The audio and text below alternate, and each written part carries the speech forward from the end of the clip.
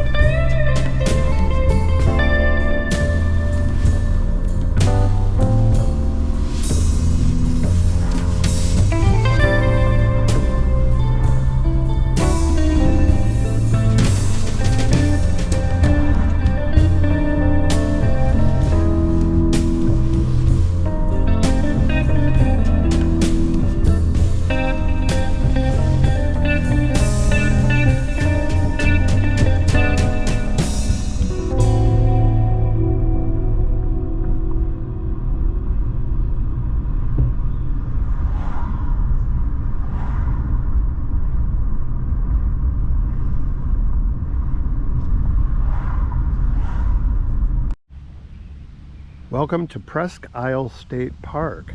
And this water you see here is Lake Erie. Well, you know, not the biggest part of Lake Erie, but the part between here and the city of Erie, which is right over here. As you might imagine from a state park being right next to a large city, this place is busy. There's a lot of people here, even on a Tuesday morning.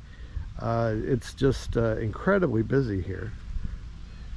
We have a lot of traffic today, and there's a beautiful park. It really is, and seems to be very popular with people coming here and picnicking and fishing and hiking. And this is a pretty big peninsula that juts off of the mainland, and it's really nice. Let's see what else we can see out here. Now, in addition to the various recreational activities that are on offer here in Presque Isle State Park, there's also a historical site out here. This dates back to the War of 1812. At Crystal Point here on the peninsula of Presque Isle, there is the Perry Monument, which is dedicated to Oliver Hazard Perry, United States Commodore, who defeated the British in 1813 at the Battle of Lake Erie. Now, that battle didn't take place here at Presque Island. It actually took place near Put-in Bay in Ohio, an area that we'll be passing through in a couple of episodes from now. This little park-like area has interpretive signs and the monument itself, and there's a little picturesque little stop. It doesn't take long to see everything and read all the interpretive material and get a vague idea of what this area must have been like in the early 19th century during the War of 1812. I thought it was well worth a brief stop along here to just see what was here. In addition to the monument, of course, is the scenery and the area surrounding this area of Crystal Point. There are a lot of interesting wetlands, and I sat and watched herons fishing in the water here in the shallows in this marshland. And it is definitely a relaxing area. Not a lot of facilities out in that part of the trail. You park along the side of the road and just have a quick look around. There's some photos here showing the kind of thing that you'll see out here. But it was definitely one of the highlights for me of Presque Isle, not being into picnicking, not being able to hike at the moment, and just kind of enjoying my little detour out here right around the edge of Lake Erie.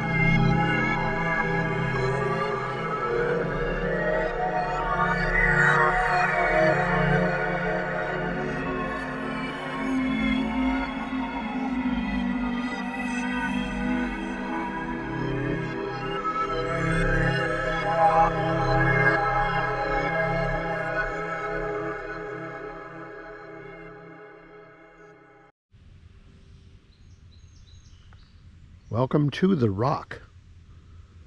I don't know why I thought I was going to meet Dwayne Johnson.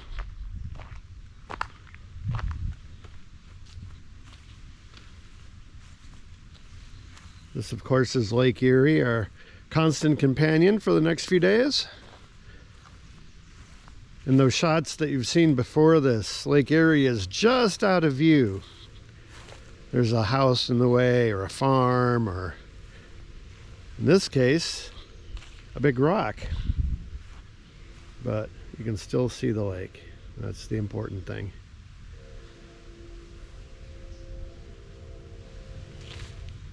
I have a certain kind of perverse fondness for Lake Erie because I grew up on Lake Erie, sort of.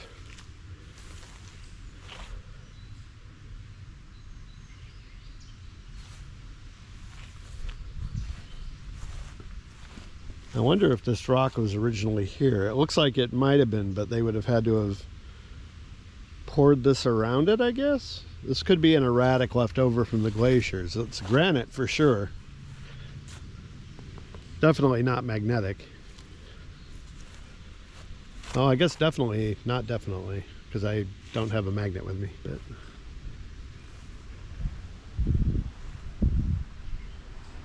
about maybe a half mile, quarter mile behind me, as I'm standing here, actually, I'll turn that way, kind of that way, is the Ohio border.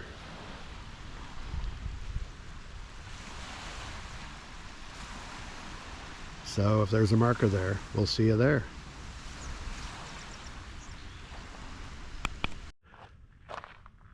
Well, as it happens, there is a marker. This road you see here, stretching off to the north here, is the Ohio-Pennsylvania border. And this is an official marker.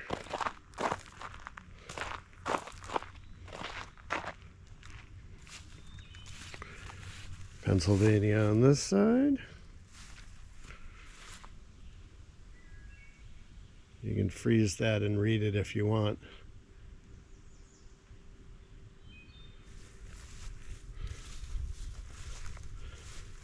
And Ohio on this side.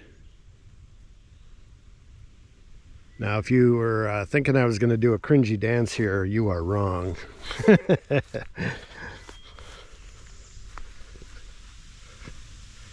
It's my car, who I'm referring to as Peach, because she's got a Georgia plate.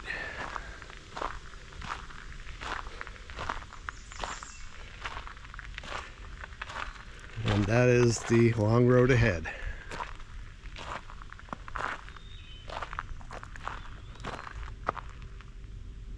Onward to Ohio.